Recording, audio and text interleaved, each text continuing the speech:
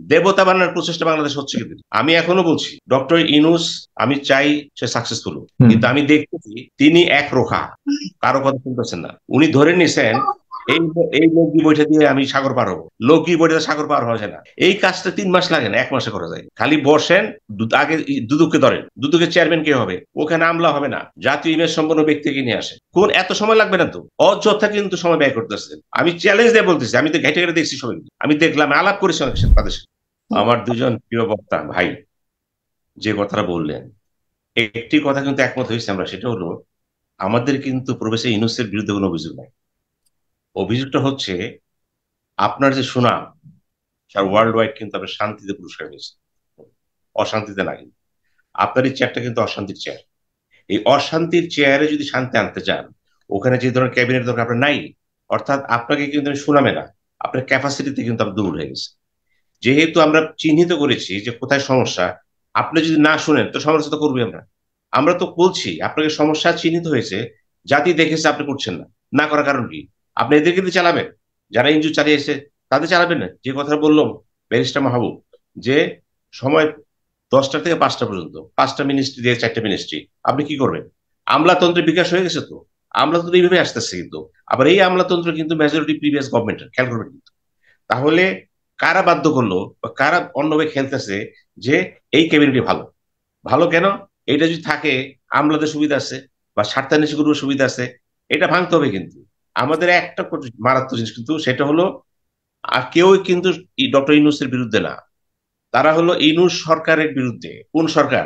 যে সরকার নিজেদের একটা ইনকম্পিটেন্স বেল্টে ফেলাই দিচ্ছে। আমরা একটা কম্পিটেন্ট সরকার চাই।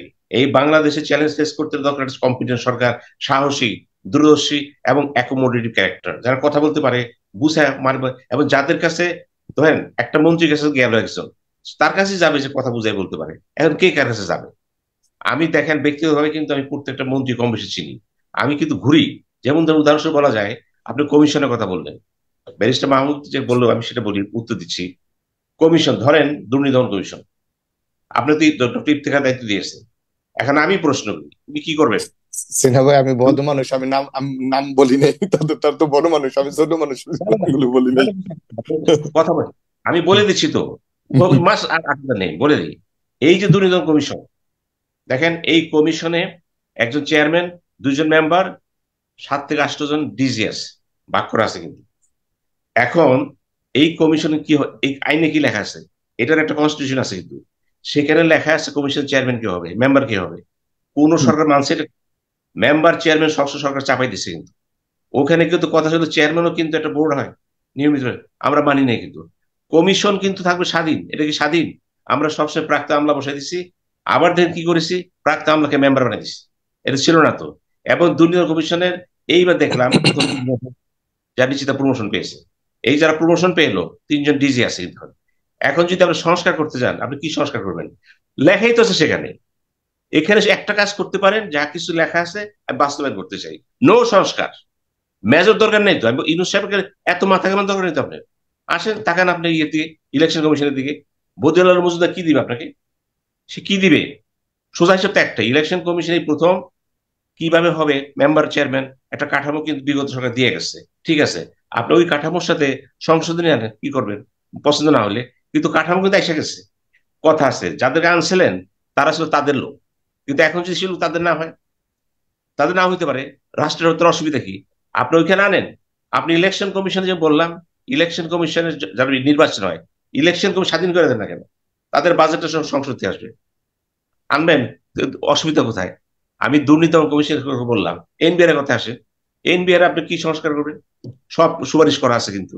এখানে এনবিআর যে চেয়ারম্যান হবেন, নিয়ে আসেন, তিনি কখন আমলা হবেন না। অর্থাৎ সিভিল সার্ভিস আসবে না, প্রশাসন আসবেন না, উনি এনবিআর কাঠামোতে আসবেন। বাংলাদেশ ব্যাংকের দিকে তাকান না কেন? বাংলাদেশ ব্যাংকে কেন আমলার আসে? আসবে না। ওখানে সুপারিশ করা আছে কিন্তু। আপনি শুধু সুপারিশ দিয়ে দেন, প্রত্যেকটা ব্যাংকে এমডি কি হতে পারে? বাংলাদেশ ব্যাংকের কিন্তু সুপারিশ করা আছে, হাত দিবেন না, পলিটিক্যাল ইন্টারফারেন্স হবে না কিন্তু, তদবির হবে না, সব ঠিক হয়ে যাবে কিন্তু। আমি বলছি প্রফেসর ইউনূসকে চিন্তা করতে হবে, যারা তাকে সংস্কারের মাথা ঢুকে দিছে, তাকে সংস্কার ঢুকে দিছে, তারা কিন্তু তাকে বিধ্বস্ত করতেছে। আমি চ্যালেঞ্জ দিয়ে বলতে পারি এত সংস্কার দরকার নেই। যত কমিটি করবেন সমস্যা বাড়বে। কি দরকার কমিটি করেন? আপনি দেখান, নতুন আনতে পারবেন? এই যে প্রশাসনিক কমিটি করা হয়েছে দেখেন, আজকে দেখলাম 26টা ক্যাডারের মধ্যে 25টা ক্যাডার তারা বিদ্রোহ ঘোষণা করছে, মানি না। কারণ আপনি 7 জনের মধ্যে দেখলাম 4 জনে হচ্ছে প্রশাসনিক ক্যাডার, 26টা ক্যাডার 25টা ক্যাডার আছে, মানি না। এগুলি কেন করতেছেন? এই যে সমস্যাগুলো হচ্ছে তবে এখানে, আমি সেই জন্যই বললাম যে আর সংস্কারের কথা বলেন না। সংস্কার করবে রাজনৈতিক দলগুলো, মৌলিক কাজটা করে যান কোনটা, সেটা হলো কনস্টিটিউশন কমিটির কথা বলছে, মৌলিক কাজ একটি। নির্বাচনটা কি হবে? Proportional presentation. বিএনপি বলে দিছে, আমি এটা মানি না। দেখেন এখন খেলা শুরু হয়ে গেছে। বিএনপি বলছে আনুপাতিকটা আমি মানি না, জামাত বলছে আমার সংবিধান আছে কোরআন। খেলা শুরু হয়ে গেছে কিন্তু। তাহলে আপনি কেন সংস্কারে গেছেন? এই পর্যন্ত 2007 সালে পর্যন্ত সংস্কার করা হয়েছিল, রিপোর্টগুলো কোথায়? নিয়ে আসেন। তাহলে কি দাঁড়ালো? আপনি চর্বিতে চর্বণ করতেছেন, কিন্তু সময় অপচয় করতেছেন। এই কাজটা 3 মাস লাগে না, 1 মাসে করা যায়। খালি বসেন, আগে দুদককে ধরেন। দুদকের চেয়ারম্যান কে হবে? ওখানে আমলা হবে না, জাতীয় ইমেজ সম্পন্ন ব্যক্তিকে নিয়ে আসে। প্রয়োজনে কোনো চিফ জাস্টিস, প্রাক্তন চিফ জাস্টিস নিয়ে আসে, যার ইন্টিগ্রিটির প্রশ্নে। ওটা দুদক তো, ওটা মাথা নত করবে না তো। ল কমিশন করছেন, ওখানে বসাই দেন না কেন? আপনি কতগুলি জায়গা আছে, যেমন ইন্ডিপেন্ডেন্ট কথা বলছেন, জুডিশিয়ারি কথা বলতেছেন, আপনি জুডিশিয়ারি কিছু লাগে না তো। সুপ্রিম কোর্টের টিচার সেক্রেটারি করে দেন না, বাজেট আসবে সংসদ থেকে। এবং ল মিনিস্ট্রিতে যেটা আছে, এই যে লোয়ার কোর্টগুলিকে বাদ দেন, ল মিনিস্ট্রি করে দেন। কারণ রিপোর্ট দেওয়া আছে কিন্তু, সব দেওয়া আছে কিন্তু। কমিটিও একটাই, দলগুলির সাথে বসেন, বলে দেন সংস্কার সব করা আছে, আমি এগুলো হাত দিছি, হয়ে যায়। কোন এত সময় লাগবে না তো, অযথা কিন্তু সময় ব্যয় করতেছেন। আমি চ্যালেঞ্জ দিয়ে বলতেছি, আমি তো ঘেটে ঘেটে দেখছি সবাই, আমি দেখলাম, আলাপ করেছি অনেক সাথে, তাদের সাথে। তারাও বলেছে কি নতুন কি দিব, নতুন কিছু কাগজ কলম আছে কি খরচ করেন, এটা বিপ্লব। যা কিছু আছে কিছু কর নাই। নির্বাচন কমিশন শক্তিশালী করতে হবে, তাই নির্বাচন কমিশন নিজস্ব লাগবে। নির্বাচন সেক্রেটারি সেক্রেটারি কি হবে? নিজস্ব লোক হবে। দুর্নীতি দমন সেক্রেটারি কি হবে? নিজস্ব লোক প্রমোশন পাবে। ওটা তো করেন নাই। কেন করেন নাই? এইটাই হলো পলিটিক্যাল ইন্টারফারেন্স। রাজনীতির প্রধান অসুবিধা হচ্ছে কি, পলিটিক্যাল পার্টি সবসময় চাবে তাদের বল এটা বড় রাখ, যখন ক্ষমতা যাবে দেখবেন তারা বলেন এটি ঠিক আছে। কি আওয়ামী লীগ, কি বিএনপি, কি জামাত, জামাত যা যায়নি, বোঝা যাবে। তো মূল কথাটা হচ্ছে, জামাত ইসলাম কি বলেছে? আমি 9 তারিখে ঘোষণা দেবো। কি ঘোষণা দিবে? যা ঘোষণা দিবে তা কি সংবিধান কমিটির সাথে মিলবে? মিলবে না।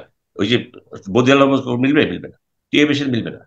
আমি চাচ্ছি লোক একটা স্লোগান তোলেন না কেন, যোগ্য লোক, সৎ লোক খুঁজে বাইর করেন, বসে দেন, চেহারা ঘুরে যাবে। দুদুকে সবচেয়ে প্রভাবশালী ব্যক্তিকে নিয়ে আসেন, যে সৎ, দৃঢ়তা আছে, চেহারা ঘুরে যাবে, মাথা নত করবে না। আপনি সবকিছু করলেন, শেষে বসাই দিলেন কাকে? মাথা নত, বসে মাথা নত করে দুর্বল চিত্তের লাভটা কি? দুদু কি যাতে মনে করে একটা দেশের দুদু, এনবিআর, বাংলাদেশ ব্যাংক, এখানে যারা বসবে সিংহের মতো সাহসী থাকবে সংশ্লিষ্ট এরিয়াতে, কারো ভয় পাবে না। তারা তাদের প্রেমটা না। ওই যে দেশের ট্রাম্প যখন বলেছিল সেনাবাহিনী চিফকে ইন্টারফেয়ার করো, সে কি বললো? Mister President, I owe to the constitution, not to you. আমি সংবিধানের কাছে দায়িত্ব, তোমার কাছে না। ওই ধরনের লোক বাংলাদেশে বসায় দেন, আসলে লোক তো আছে, বসাবেন না তো। সুতরাং আমি প্রফেসর ইউনূসকে বলবো, আপনি কিন্তু একটা একটা দুর্বল চক্রে পড়ে গেছেন। আপনি অনেক জানেন বুঝে, এখন একটা বিদ চাইছেন। আমি আগেও বলছি, একজন ফিজিক্স পদার্থবিজ্ঞানী কিন্তু কেমিস্ট্রি বুঝবে না সে, রাষ্ট্রবিজ্ঞান বুঝবে না সে। এখন যার যার সাবজেক্ট থাকে, হ্যাঁ, প্রধানমন্ত্রী হইতে হলে কিন্তু অত নলেজ দেবে না। আপনাকে ওভারঅল একটা অ্যাকোমোডেটরি পার্সেন্ট হইতে হয় কিন্তু। কিন্তু এইটার উপর কথা আছে। আমি এখনো বলবো যে অবিলম্বে আরো 10-15 জন মন্ত্রী নেন, দলগুলোকে বলেন আপনাদের দলে যারা মেধা আছে, রাজনীতি বোঝে, মানুষের সাথে মিশতে পারে, ভাষা বুঝে, দিয়ে দেন, ক্যাবিনেটটা বাড়ায় ফেলেন। আপনি দেখবেন তাদের কথাবার্তা আছে, যেমন ধরেন তথ্যমন্ত্রী। হুম। তথ্যমন্ত্রী আছে দেশে? আছে? তথ্যমন্ত্রীর সাথে জনগণের যোগাযোগটা কি? নাহিদ বা আসিফ তারা ভালো ছেলে, কিন্তু তাদের উপর চাপ দিচ্ছেন তো। কেন একাধিক মিনিস্ট্রিতে চাপ দিতেছেন? আমি বলছি নিউজকে বলবো, এই অল্প বয়সে কেন চাপ দিচ্ছেন তাদেরকে? বুঝতে সময় দেন না কেন? দিবেন না কেন? করলেন না? এগুলি বলতে কি সমালোচনা হবে? সমালোচনা হবে না। এগুলি বুঝার ব্যাপার আছে। এবার দেখেন তো, যাকে বিশেষ সহকারী করছেন তার পদমর্যাদা কি? আমি জানি না পদমর্যাদা সেক্রেটারি না মন্ত্রী। এগুলি কিন্তু ক্যাপ কেটেছে কিন্তু। আপনি অনেকগুলো জিনিস উল্টপাট হয়ে গেছে। আবার দেখেন কি করলেন, মুখ্য সচিব বানাইছেন। কাকে বানাইছেন? আমি ভাই আপনাকে যে সাগর ভাইকে বলতেছি, হুম। আমার ভাইকে বলতেছি, মুখ্য সচিব কে হয়েছে? 1982 base, BCS base, joint secretary ছিলেন, এক ধাক্কায় মুখ্য সচিব। এটা হয়? মুখ্য সচিব হতে হলে তো আপনার কমপক্ষে 3-4 বছর সেক্রেটারি থাকতো। সেক্রেটারির কাজ বুঝতে হবে তো। মুখ্য সচিব মানে কি? বিরাট পদ। ক্যাবিনেট সেক্রেটারি বিরাট পদ। তো এইগুলি যদি আপনি করেন, এই করেন, এটা মেনে নেব আমরা? আপনি বলবেন সমালোচনা করা যাবে না, কেন করবো না? আপনি আকাম করতেছেন কেন? আপনি যদি আকাম করেন, রাষ্ট্রটা যদি পুতুল খেলা মনে করেন, আমি তো সমালোচনা করবো আপনি। আমি তো আপনার করতেছি না। আমি বলছি রাষ্ট্রকে রাষ্ট্রের মতো রাখেন, এটাকে টুফামুচি খেলা বানায় নাই। কাজে মুখ্য সচিব যারা বানাইলেন, এবং সে তো বিসিএস, দেখেন বিসিএস তার অবস্থাটা কি ছিল। আমি তো সেজন্যই বললাম, কেন বারবার আপনি পিছিয়ে যাচ্ছেন কেন? আপনি 82 যাচ্ছেন কেন? আপনি আরো সামনে আগে আসেন না কেন?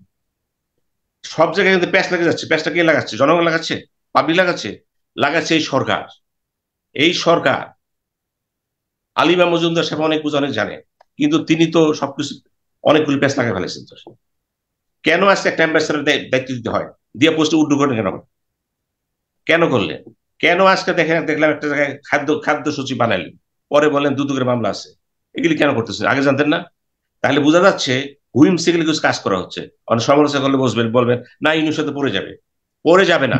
ইনুস সাহেব যদি নিজেই পরিচয়তে চায়, আপনি বাঁচাতে পারবো না। আমরা বারবার তাকে বলছি, আপনার খুঁটিগুলো কিন্তু পোক্ত না। জনগণের ভিত্তি আপনাকে বসেছে কিন্তু বিশ্বাস করে আপনি স্ট্রং, কিন্তু আপনি প্রমাণ করতে পারছেন না। কিন্তু কেন আজকে আপনার সমালোচনা হচ্ছে? ইউটিউবার আপনার যাতা বলতেছে কেন? এই সুযোগটা পাইলো কেন? আপনার জন্য বেশ। সুযোগ দিয়েন না। আমি এখনো বলতেছি, পৃথিবী তার অনেক ডাক, অনেক চিনে, জানে, অনেক কিছু চিনে। দেখেন না, আমরা যাই কিছু করি, এই যে মালয়েশিয়ার প্রধানমন্ত্রী এখানে আসলো, আব্দুর রাজ্জাক। আমি যে যুবমন্ত্রী ছিলাম, আনো- তখন আনোয়ার আব্দুর ইব্রাহিম। রাজ্জাক, আনোয়ার ইব্রাহিম। আনোয়ার ইব্রাহিম। সরি আনোয়ার ইব্রাহিম, যখন হুম। যুবমন্ত্রী ছিল তখন তাকে চিন্তা পারো। মানে আনোয়ার ইব্রাহিম এখানে আসলো, এবং ইউনূস সাহেবের সাথে এক গাড়িতে আসলো। এখন মন্ত্রী কি বললেন? সাংঘাতিক ব্যাপার। ইতিহাসে কিন্তু অনেকে আসছে, বঙ্গবন্ধু কিন্তু ভুট্টোর সাথে এক গাড়িতে এসেছিল এয়ারপোর্ট থেকে, অনেক তাই আসে। আমরা এই নতুনত্ব কি এটা? ইউনূস সাহেব গেছেন জাতিসংঘে, সম্মান পাইছেন, এই প্রথম বাঙালি সম্মান পাচ্ছেন। বক্তৃতা দিচ্ছেন। তো এখন যদি বলি, তিনি বক্তৃতা দিলেন কজন, কয়টা হেড অফিস ছিল ওখানে? আমি সংখ্যা দিয়ে বলতেছি, যা টক শুনতেছে দেখেন, কয়টা head of the state delegation ছিল সেখানে তার বক্তৃতা শোনার জন্য। এটা জাতিসংঘ। সবাই সব কাজ নিয়ে ব্যস্ত। বক্তৃতা শোনা বড় কথা না, আপনি দিচ্ছেন, আপনার কাজ করে ফেলেছেন। হ্যাঁ, বাইডেনের সাথে কথা বলেছেন, কত একটু বেশি হয়েছে। কি প্রচার করলেন? সাংঘাতিক ব্যাপার। 30 মিনিট কথা বলছে। কি হয়েছে নাকি? 30 মিনিট বিশ্বাস করছে সে? এগুলি বললেন না। তাকে খারাপ করেন না, কিন্তু তিনি যা তিনি তা। তাকে বুঝতে দেন আপনি কাজ করতেছেন। এই যে বলে তার দেবতা বানানোর প্রচেষ্টা বাংলাদেশ হচ্ছে কিন্তু। আমি এখনো বলছি, ডক্টর ইনুস, আমি চাই সে সাকসেসফুল হোক, হুম। কিন্তু আমি দেখতেছি তিনি একরোখা, কারো কথা শুনতেছেন না। উনি ধরে নিছেন এই এই লৌকি বৈঠা দিয়ে আমি সাগর পার হবো। লৌকি বৈঠা সাগর পার হওয়া যায় না। এখানে ক্যাপ্টেন দরকার, জাহাজের। জাহাজ চিনে দরকার, নৌ বিষয়ের দরকার আপনাকে। সুতরাং আমি মনে করি প্রফেসর ইউনূসের যে সমালোচনা হচ্ছে, এটা সুযোগ তিনি করে দিচ্ছে। তিনি করে দিচ্ছে। যেমন আমার ভাই মোস্তফা বললো, ষড়যন্ত্র হচ্ছে, কিছু আসে যায় না, আমি একমত। আসে যায়। এই জন্যই হচ্ছে আপনার সরকার দুর্বল। দুর্বল সরকারের জন্য আপনি আমি সাফার করবো কেন? আমরা তো দুর্বল সরকার চাইনি। তাকে সমর্থন দিচ্ছি আমরা সবাই। সে দুর্বল হলো কেন? আজকে মোস্তফাইকে বলতে হবে, ক্যাবিনেটে যারা আছে এরকম হলো কেন? আমরা চাচ্ছি না তো। আজকে দেশে তো আমরা থাকি, আমরা দেখতেছি তো সব যে কেমনে কি হইতেছে। আমরা হ্যাপি না। আমরা যদি হ্যাপি না হইতে বাইরে, তো আপনাকে কেমনে হ্যাপি হন? আমরা হ্যাপি না। যা হতে পারত তা হয়নি। যা হচ্ছে তা কম, যা হতে পারতো বেশি। আমি এখনো বলতেছি, জি। পরাজিত যেটা ছিল সে চলে গেছে। আমি তার পিছনে সময় ব্যয় করবো না। আমি সময় ব্যয় করব আমার পুনর্গঠনটা কি হবে। আমি সময় ব্যয় করব দলগুলোর সমঝোতা কি হবে। আমি সময় ব্যয় করব সামনে চ্যালেঞ্জ, অর্থনৈতিক চ্যালেঞ্জ আছে, এগুলো কি উতরে যাবে। মধ্যপ্রাচ্যের সংকট দেখা দিচ্ছে কিন্তু তার অর্থনৈতিক মানে পেছনের সরকারের আর কোনো কিছু নিয়ে চিন্তা করার কোনো প্রয়োজন নাই। এখন সরকার যদি মনে করে কে কি বলে আসা যায় না, আমি যা ভালো তাই ভালো, আমি বলবো না ভালো না, ভালো না। আমরা দেখতেছি মন্ত্রণালয় কেন চলতেছে, সচিব কারা হচ্ছে দেখতেছি তো, টেনশন।